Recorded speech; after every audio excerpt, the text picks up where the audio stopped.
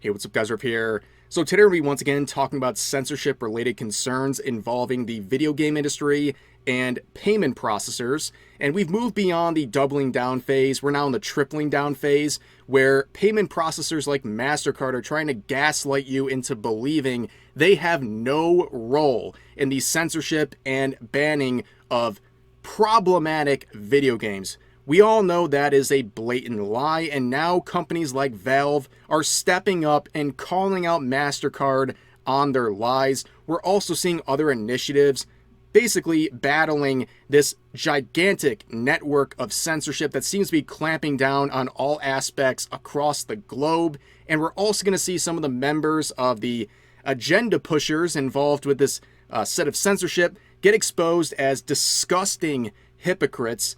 But before we get into all that, as always with videos like this, I want to share the message as much as I can. And nowadays, with new YouTube policies, even if you watch an entire video, your view might not count unless you're an engaged viewer, someone who likes, comments, or subscribes. So make sure to do those things to help out this video, help your view count, and help move this video and its message into algorithm to spread to more people, because we need to spread the message about this. This should disgust you. This should disgust anyone who is a consumer. What's going on here is terrible. Now, let's begin with Collective Shout. In case you missed the previous episodes of Dragon Ball involving this group, this is a small group of feminists out of Australia who basically have been given the keys to the kingdom. They were a group that was largely ignored for many years in their attempts to censor adult-themed video games and other games like Grand Theft Auto. Even Detroit Become Human was one of their targets a few years back. But they have been given a lot of attention, largely because of their new strategy to go after payment processors. Now, of course, these are a bunch of activists who don't actually care at the end of the day about protecting anyone. Hence, the fact that they are a very strong supporter of Cuties, a film that exploited hundreds of real-life children in a film that was basically a twerking competition where they put 11 and 12-year-old girls into skimpy outfits while they performed those acts. They defend that, but they have a major problem with fictional content, and their new strategy is to go after payment processors like Visa and Mastercard. They've even specifically mentioned these companies as the reason why companies like Steam have worked with them and basically given into their demands. Now, this has backfired because people have been trying to counter what's going on here by calling up these payment processors and making complaints. In fact, Visa and Mastercard are overwhelmed, and we've had examples of people getting cussed out by their customer support. They are very rattled at the moment. Now, when this happens, Mastercard gets real nervous. We talked about this the other day. They made their first statement on this. They are acknowledging what's going on here, and they did this by gaslighting everyone, saying that basically they have no responsibility in the censorship of video games, but that's not true. You can see the community note that was applied saying Steam and Itch have stated that these payment processors influenced their recent acts of censorship or delisting of particular games. And of course, you can look at Steam and see a new rule that was added recently that specifically says we also have to take into account the rules of our payment processors. And of course, if you look at the actual rules of Visa, for example, they have rules about fictional content, including this very vague rule right here talking about how they basically can look at any sort of content without limitation and determine it's against their brand. It's hurting their brand in some way. It's open-ended for a reason. They can pretty much apply it to anything. Now, here's where we get to the response from Valve. So you can see this article, Mastercard deflects blame for not safe for work games being taken down, but Valve says payment processors specifically cited a Mastercard rule about damaging the brand, the one we just looked at 2 seconds ago. That is the type of open-ended policy a lot of these payment processors already have. And this is their quote saying, Mastercard did not communicate with Valve directly despite our request to do so, a Valve representative said.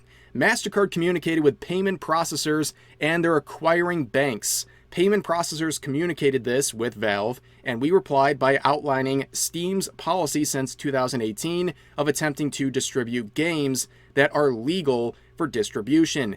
Payment processors rejected this and specifically cited Mastercard's Rule 5.12.7 and risk to the Mastercard brand. And of course, again, super open-ended, and Mastercard is trying to gaslight you. And good on Valve for defending themselves through this representative and saying, no, they went after us with a specific rule. These payment processors said, it's a brand risk, you got to get rid of it.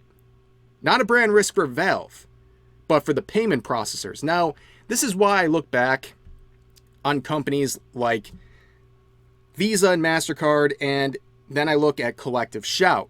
Collective Shout is essentially a useful idiot. They have the right message that lines up with Mastercard and Visa, and they're using them as a conduit to get more things censored to fulfill their own agenda. I believe that Visa and Mastercard, they like censoring these supposedly problematic pieces of content. They've been doing it for years without outside forces putting pressure on them. We saw with many Japanese forms of content where certain platforms, certain types of content were being banned left and right. And some people say, well, it was the decision of these companies to ban certain types of content. Well, they didn't really have a choice. These payment processors that basically keep them afloat would approach them and say, we're going to pull our services unless you ban this sort of problematic fictional content. And they have no choice.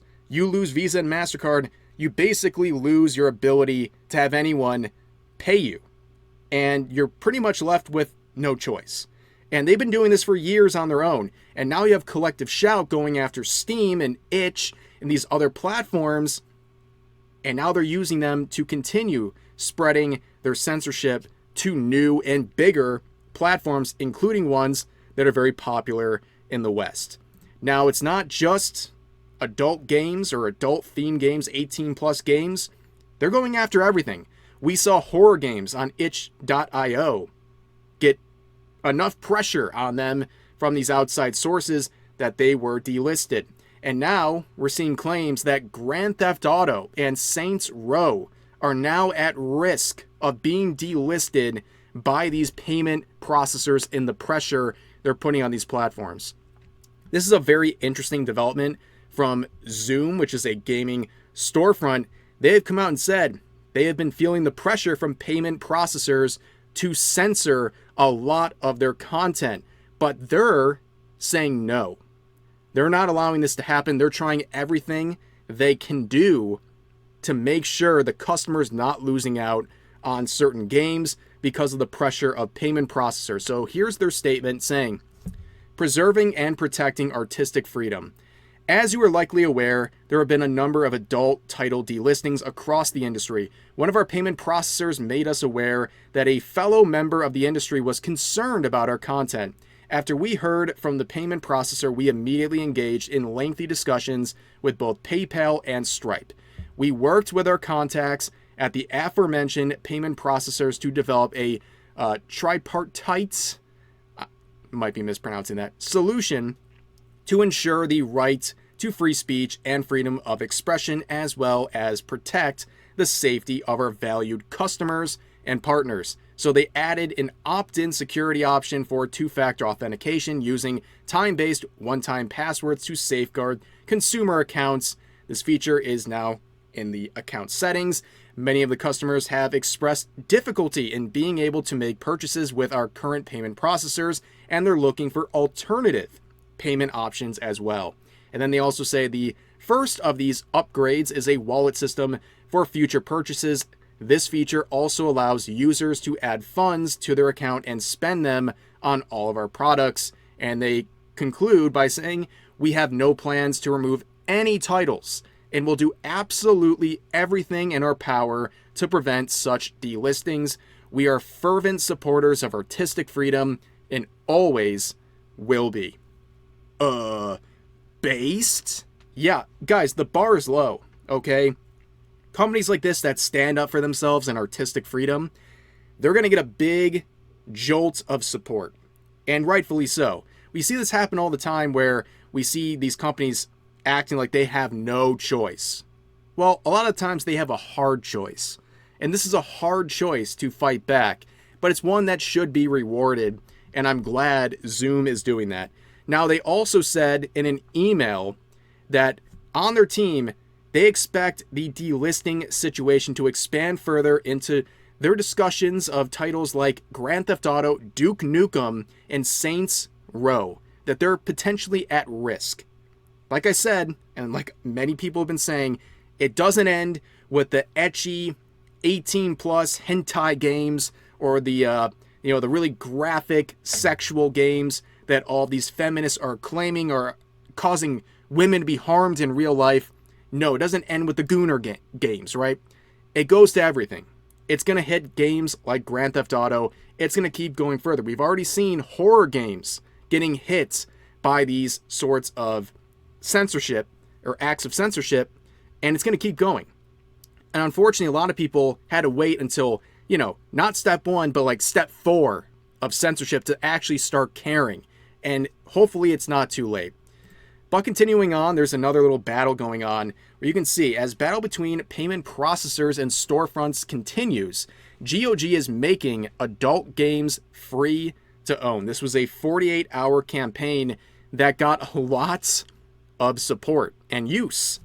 In the first 24 hours, 1 million people took advantage of this free system that they call Freedom to Buy and purchased, or I should say, received for free these adult games that fell under this campaign. It shows there's a huge market for this, and I am, very happy to see GOG and other initiatives trying to counter this and show this is what gamers want. And as always, I say it every time, if you don't like these games, fine. Don't play them. You're not going to stumble across 18 plus games by accident. If you don't want it, don't seek it out. Don't play it. Don't support it. But grown adults should be able to make their own decisions about the fictional content they're going to consume when it comes to video games. Okay? And all these groups like Collective Shout, they're very desperate to try to convince you that this stuff is so dangerous that it has to be banned. And for what reason? To, of course, protect the children, because apparently people can't parent their own kids and keep them away from stuff they should never have access to in the first place if they're actually being properly parented by their guardians. But anyways, here's an example of one of the people who's getting a lot of attention. This is a person at Collective Shout, this Melinda Tankard-Reist person who is insufferable, to say the least. This clip recently came out where she's talking about her concerns about PayPal, for example, and making it very clear they are just basically 90s soccer moms on steroids. They are the face of what a Karen is in the year 2025. And guess who processes the payments and is profiting from this? PayPal. Why are you allowing and profiting from facilitating transactions for games that promote violence against women, children, infants? I'd really like to put that question to PayPal today. Absolutely. Why are you allowing it? PayPal. $10 to play rape and incest simulation games, child abuse games. This is the first time you're hearing it here. We are going to go after PayPal for allowing transactions and profiting from the simulated rape and abuse of women and children. Well, we support you. What action can we uplift through our networks? Are you doing petition, a letter? What can we activate? Literally, this is just being discussed as we speak. Yeah, they got a lot of smoke for PayPal and how they're funding all of this harmful material. But of course, this is a member of Collective Shout. And just like Collective Shout's main account, this person is a big supporter of cuties. Wow, it's almost like every single person involved in this Collective Shout group supports cuties, but has it out for fictional content. make it make sense. This is so disgustingly hypocritical. This person wants to pretend like they care about the exploitation of women and girls, and they say these video games are contributing to those issues, but then they support something that openly and directly exploited hundreds of young girls. You can't make this stuff up. And also with this company, this Collective Shout group, they got nothing to say about OnlyFans, for example. They've been asked point blank, are you going to do something about that platform? Now, it's not just because, that's a 18 plus platform, that means it's bad. No, people have an issue with OnlyFans because it has a very predatory message. They basically made their buck for years and years, telling young girls, even underage girls, hey, look what happens when you hit 18 years old and you start selling your body. You're going to make a lot of money. Reality is only a very tiny fraction of people who use that platform make anything that even comes close to justifying putting yourself out there on the internet like that. But there's also a lot of very disturbing things when it comes to payment processors. The same ones that they're going after and trying to guilt trip for providing their services to Steam and Itch. There's allegations, we talked about this earlier this year, where Mastercard and Visa allegedly failed to stop payments on OnlyFans for actual abuse material. Real children being posted on this 18 plus site. And they basically didn't care. That's what the allegation is. Where's Collective Shout? The chud gamers, the bigoted gamers, the people who are such awful people according to Collective Shout. People like myself, we've been talking about this. Where are they? Where's Collective Shout on this situation? They gladly work with these payment processors, these two directly mentioned ones, to try to get fictional content banned, but when it comes to a platform hosting a substantial amount of real abuse material, according to these allegations, they're dead silent. And here's a terrible example of everything. This is happening today. You might remember Lil Tay. I believe she was like on Dr. Phil and all this stuff. She was like that girl who's like flexing on people when she was like 9 years old. Like she was trying to flex on them with how much money she had, and like her parents are very exploitive. It's like a whole mess. But she just turned 18, and the first thing she did, there was literal countdown timers to this. The first thing she did when she became a legal adult was to immediately sell her body on OnlyFans. This is what we're talking about when you say this is an exploitative platform, where the second someone hits 18, they're immediately engaging this stuff. That doesn't happen unless this idea was planted in their head when they were a kid. That's why OnlyFans is such a problem. And this is the most blatant and shameless example of it.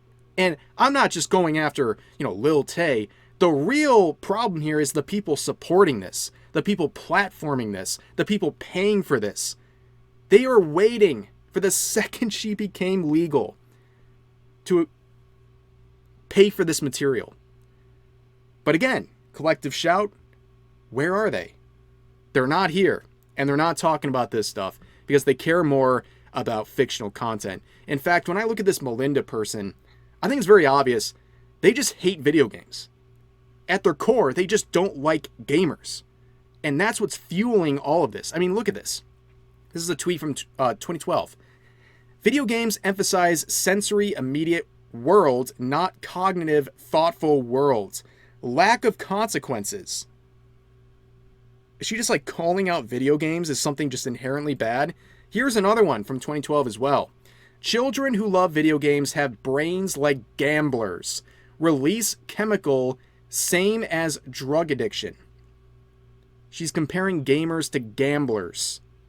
This is insane. This is crazy. But you know what? Maybe there's some hope after all.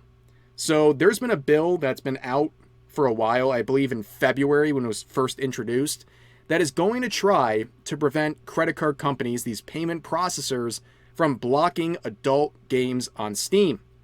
The crux of what's going on here is very simple.